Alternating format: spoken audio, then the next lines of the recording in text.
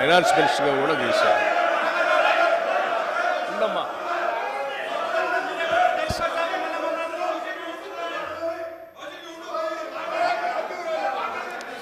సభలో ఇవాళ 10 సంవత్సరాలు వాళ్ళ ఆర్థిక విధ్వంసం చేసి రాష్ట్రాన్ని అప్పులపాలు చేసి అసలు ఈ రాష్ట్రంలో పనిచేస్తున్నటువంటి ఉద్యోగస్తులకి జీతాలు కూడా ఇవ్వలేనటువంటి కటకటలాడే పరిస్థితులు ఈ రాష్ట్రాన్ని నెట్టేస్తే ఇప్పుడే కొద్దిగా ఘాట్లో పెట్టి నెల నెల మొదటి తారీఖున వాళ్ళ జీతాలు ఇస్తూ ఇటు వ్యవసాయాన్ని, సంక్షేమాన్ని, పరిశ్రమల్ని, హైదరాబాద్ నగరాన్ని, మహిళల్ని, యువతని అందరినీ దృష్టిలో పెట్టుకొని ఒక ఆలోచనాభరితమైనటువంటి బడ్జెట్ను ప్రవేశపెడితే రాష్ట్ర వ్యాప్తంగా ప్రజలందరూ హర్షిస్తూ ఉన్నారు.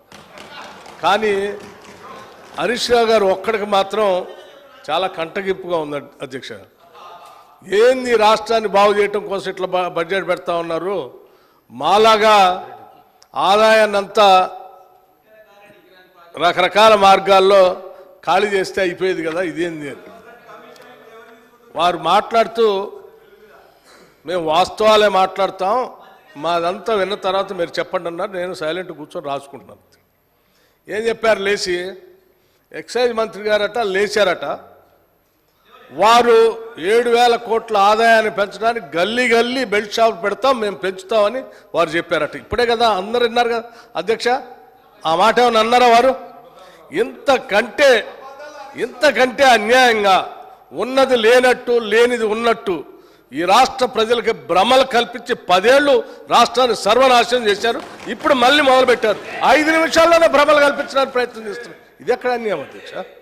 మీరు వాస్తవాలు జాగ్రత్తగా రాష్ట్ర ప్రయోజనాల కోసం క్రిటికల్ ఎనాలిటికల్గా మేము పెట్టిన బడ్జెట్ మీద ఇగో దీన్ని పెట్టారు, ఈ శాఖకి ఇది సరిపోలేదు, ఈ శాఖకి తగ్గించారు, ఈ శాఖ పెంచారు, దీనివల్ల యువతకు నష్టం అవుతుంది, దీనివల్ల 72,000 కోట్లు పెట్టడం వల్ల వ్యవసాయానికి నష్టం జరుగుతుంది, అంత పెట్టకుండా ఉండాల్సి ఉండే, మాలాగా ఏదో 15,000-20,000 కోట్లు పెడితే బాగుండేది, లేకపోతే హైదరాబాద్ నగరానికి 10,000 కోట్లు పెట్టారు, ఎందుకు పెట్టారు అనవసరంగా, దీన్ని గాలికి వదిలేస్తే మాలాగా కొద్ది వర్షం రాగానే మొత్తం మురుగునీళ్ళంతా రోడ్డు మీదకి వచ్చి ఇబ్బంది పడేవాళ్ళు, అట్లా చేయాలి. కానీ ఇదంతా ఏందని చెప్తే కొద్దిగా బాగుంది.